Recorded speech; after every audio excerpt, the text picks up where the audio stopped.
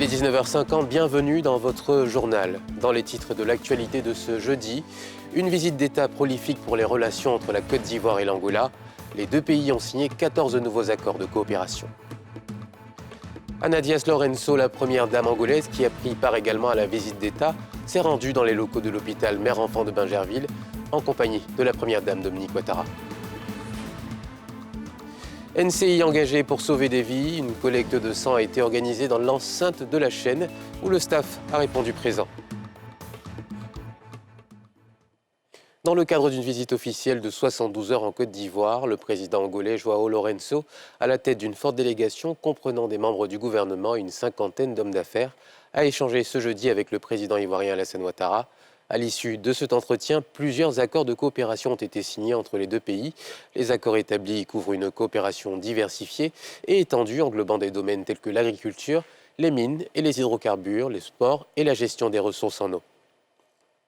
Le président angolais João Lourenço, à la tête d'une forte délégation notamment des membres du gouvernement et une cinquantaine d'hommes d'affaires, au deuxième jour de sa visite officielle en Côte d'Ivoire, a été reçu par le chef de l'État ivoirien, Alassane Ouattara.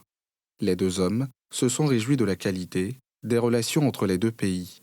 Cette visite est aussi l'occasion de renforcer la coopération avec 14 nouveaux accords signés. Je me réjouis de la signature des 14 nouveaux accords de coopération qui viennent d'être signés par les membres de nos gouvernements à l'occasion de cette visite officielle.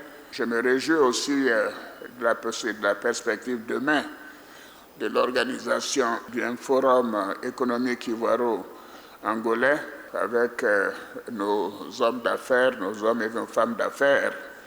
Et ceci donne un signal fort pour la connexion entre les milieux d'affaires ivoiriens et angolais.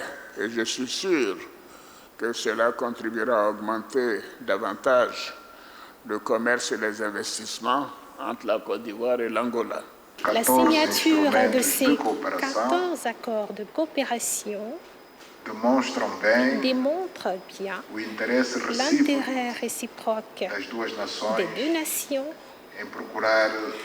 dans la recherche et la récupération du temps perdu pour les faits qui ont été précédemment cités. Les nouveaux accords de coopération, signés entre la Côte d'Ivoire et l'Angola, s'étendent sur plusieurs secteurs, notamment dans le domaine de l'agriculture, des mines, des hydrocarbures, de la diplomatie, de la santé, du numérique, du commerce et de l'industrie, de l'hydraulique, de la gestion durable des forêts, de la culture et de l'audiovisuel. Le président angolais qui a par ailleurs reçu le parchemin et les clés du district d'Abidjan à l'occasion de sa visite officielle de 72 heures qu'il effectue en Côte d'Ivoire. Il a été fait citoyen d'honneur et a reçu les apparats d'un chef à camp par le gouverneur Bakongo Cissé. Hôtel du district autonome d'Abidjan. Ambiance de fête pour accueillir le président angolais João Lourenço, qui séjourne en Côte d'Ivoire dans le cadre d'une visite officielle. Comme il est de coutume, en pareille circonstance dans le pays de l'hospitalité, l'illustre invité a été fait citoyen d'honneur, recevant symboliquement la clé de la ville. Les populations et le conseil du district autonome d'Abidjan, honorés de votre séjour en Côte d'Ivoire ce jour et de votre présence effective à leur côté, ont décidé de vous exprimer le témoignage de l'hospitalité ivoirienne qu'ils voudraient matérialiser à travers un cérémonial articulé autour de 4 actes, à savoir, premièrement, l'attribution du statut de citoyen d'honneur de la ville d'Abidjan. Deuxième axe, la remise du parchemin lié à votre statut de citoyen d'honneur. Troisième acte, la remise de la clé de la ville d'Abidjan. Et enfin, quatrième acte, votre intégration dans la chefferie traditionnelle d'Abidjan avec les attributs de chef traditionnel et dans la génération Doubo, catégorie Djéou. À l'issue de votre intégration dans la chefferie traditionnelle à Tchan, vous deviendrez donc Doubo Djéou en prenant le nom de Afran Afran qui signifie que vous êtes un chef guerrier, un guerrier intrépide. Cette cérémonie, qui a permis à l'invité de marque de s'imprégner d'un pan de la culture ivoirienne, intervient après les échanges avec le président ivoirien et la signature de plusieurs accords de coopération au palais de la présidence.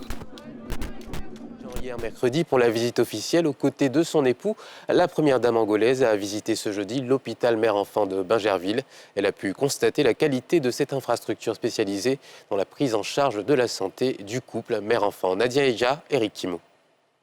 La première dame de la République démocratique d'Angola, reçue chaleureusement à son arrivée à l'hôpital mère-enfant de Bingerville ce jeudi 27 juin. En visite officielle avec son époux en Côte d'Ivoire depuis ce 26 juin, Anadias Laurenso a tenu à marquer un arrêt à cet établissement sanitaire de référence afin de constater de visu son système de fonctionnement et son impact sur la santé des populations. Cette visite, conduite par la première dame Dominique Ouattara, a permis à la première dame angolaise de découvrir les services de pédiatrie, de néonatologie, d'oncologie pédiatrique, l'amphithéâtre et la salle d'éveil où les enfants malades ont reçu du réconfort de la part des deux personnalités. Bonjour les enfants, ça va? Au cours de cette visite, la première dame de Côte d'Ivoire a présenté cet hôpital inauguré depuis 2018 et qui prend en charge 25% des patients en situation d'indigence. Après cette visite à l'hôpital mère-enfant de Bingerville, les deux premières dames se retrouveront aux côtés de leur époux pour un dîner officiel en l'honneur. Dans l'élan de la lutte contre le paludisme, le gouvernement ivoirien multiplie ses actions. Ce jeudi, le ministre de la Santé et de l'Hygiène publique et de la couverture maladie universelle a réceptionné des vaccins anti-paludiques à l'aéroport international Félix Houphouët-Boigny. Le vaccin R21 a été recommandé en octobre 2023 par l'OMS pour prévenir le paludisme chez les enfants à risque de contracter la maladie. Kassim Diabaté, Tanguy Conin. C'est sur le tarmac de l'aéroport international Félix Houphouët-Boigny que le ministre de la Santé, de l'Hygiène publique et de la couverture maladie universelle a procédé à la réception d'un important lot de 131 100 doses de vaccins antipaludiques pour un coût global estimé à 3 milliards de francs CFA dans le cadre de son programme élargi de vaccination de routine. À travers cette action, le gouvernement ivoirien entend donner un véritable coup de fouet à la lutte contre le paludisme et en faire une priorité. Avec ces vaccins, nous allons donc renforcer notre arsenal de lutte pour l'élimination du paludisme dans notre pays. Et nous sommes très heureux donc de commencer donc cette vaccination. Notre objectif, c'est vraiment de renforcer notre plan donc de lutte contre la mortalité, surtout au niveau des enfants. Le paludisme reste la principale cause de mortalité dans le pays, en dépit de progrès notables réalisés. C'est pourquoi le gouvernement ivoirien, à travers son ministère de la Santé, a introduit pour la première fois ce vaccin antipaludique dans son programme élargi de vaccination de routine, avec l'appui de ses partenaires. Ce n'est qu'un premier jet, parce qu'il va y avoir des doses pour couvrir l'ensemble des districts. Le gouvernement ivoirien participe pour une bonne partie sur le plan financier au coût de ces vaccins. J'exhorte vraiment la population à faire en sorte que ce sacrifice du gouvernement ivoirien touche les enfants qui en ont besoin. Il faut qu'on puisse continuer à renforcer les stratégies en cours. L'objectif à terme, c'est vraiment d'éliminer le paludisme d'ici 2030. Cette livraison fait partie d'un total de 656 600 doses déjà reçues, faisant ainsi de la Côte d'Ivoire le 10e pays à introduire ces vaccins dans son système sanitaire. Les vaccins seront déployés à partir du 15 juillet 2024.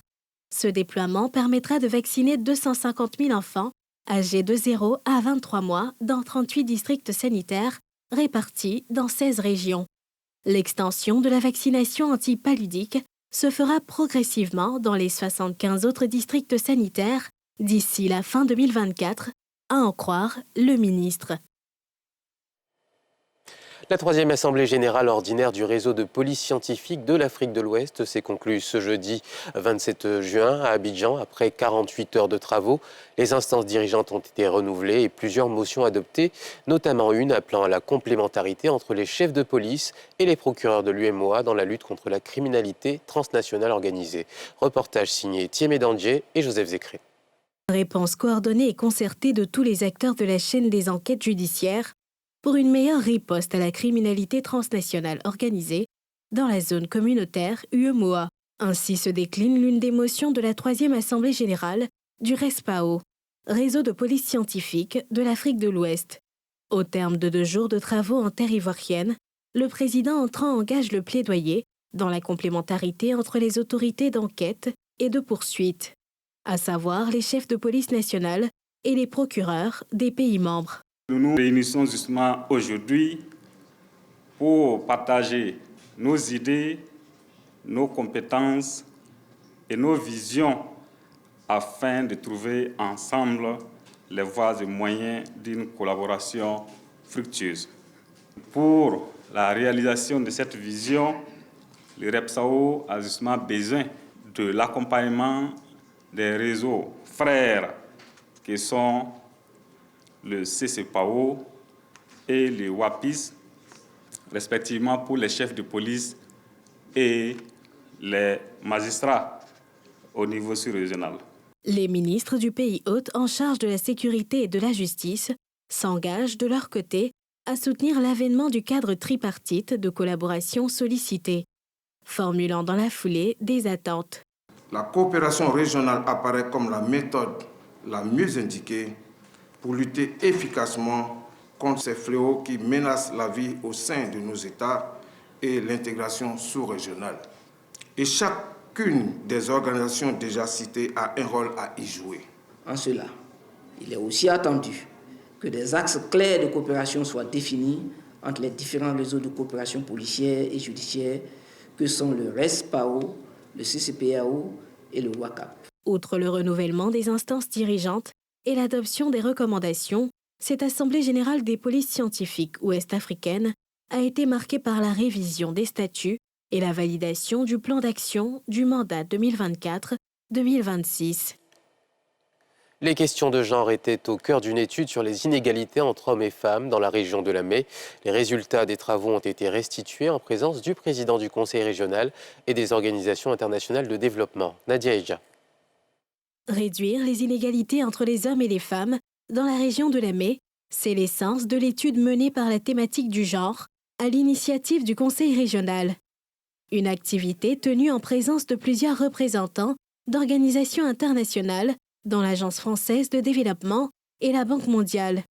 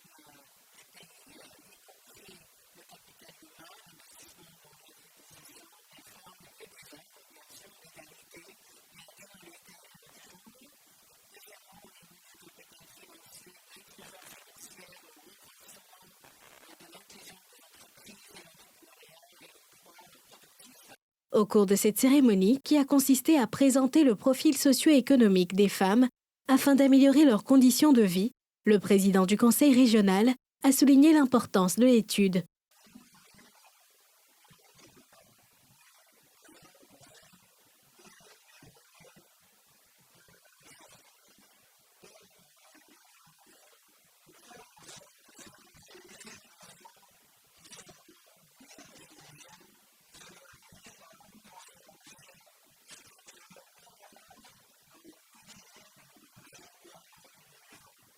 La rencontre s'inscrit dans le cadre des actions du plan stratégique de la région. Il se décline en 3 sous-composantes que sont un plan sectoriel vert, le plan d'autonomisation des femmes et le plan d'éducation des jeunes. Les équipes du Centre national de transfusion sanguine étaient aujourd'hui dans les locaux de la nouvelle chaîne ivoirienne pour une collecte de sang, ce précieux liquide qui sauve des vies. Les agents ont répondu présents à l'appel en participant massivement à l'opération. Nikema Moussa, Joseph Zécré. Du sang pour sauver des vies. C'est toute la symbolique de cette opération de don du précieux liquide, initiée par NCI, la nouvelle chaîne ivoirienne. L'initiative est à saluer. Et puis pour quelqu'un qui a l'habitude de donner son sang, dès qu'il y a une opportunité, on s'en va. Ça représente énormément parce qu'on est suivi et que les gens s'identifient un peu à nous et essaient de faire un peu ce qu'on leur montre comme exemple. Donc c'est un bon exemple à suivre. Donnez votre sang, tout simplement. Journalistes, chroniqueurs, tous les agents se sont pleinement inscrits dans cette initiative sociable. Mais c'est de montrer que c'est une entreprise citoyenne qui participe au caractère social du pays, qui participe aux œuvres caritatives aussi, surtout à l'endroit des personnes qui ont besoin de sang. C'est un sentiment de fierté de savoir que tu contribues à la survie de certaines personnes dont tu ignores l'identité ou la nationalité. Ça peut être moi, ça peut être tout le monde, personne n'est à l'abri. Montrant l'exemple, par sa présence et le don de son sang, le directeur général de la chaîne rappelle que la chaîne se veut être proche des réalités des populations. On a accepté parce que déjà NCI c'est une chaîne qui se veut chaîne citoyenne. Donc le don de sang c'est une activité citoyenne, c'est une activité qui montre aussi que NCI est proche de sa population, NCI se soucie de sa population. Ça montre que voilà, c'est des gens qui sont engagés auprès de leur communauté, ce n'est pas des gens qui sont simplement dans un poste téléviseur, je dirais, que la population voit. Ils sont sont conscients des besoins qu'il y a au niveau de la population. Ils sont eux-mêmes aussi membres de cette population, même de cette communauté. Et en les voyant comme ça motivés, ça fait plaisir. Ça montre qu'on a eu le nez creux en acceptant cette activité-là. Ce sont environ 150 poches de sang qui sont attendues pour cette opération. L'objectif derrière, c'est de faire comprendre à la grande population qu'il faut vraiment poser cet acte citoyen qu'est le don de sang. Déjà, nous sommes à une centaine. Notre objectif, on vise 150 personnes. Ouais, nous pensons bien atteindre parce que les agents de NCI sont vraiment bien motivés. Cette action entre dans la droite ligne de la vision de la chaîne, apporter des solutions aux difficultés vécues par les populations. Ces poches de sang permettront sans doute de sauver une centaine de vies. Et c'est sur cette belle action citoyenne que se termine notre journal. Je vous souhaite de passer une agréable soirée sur les antennes de NCI.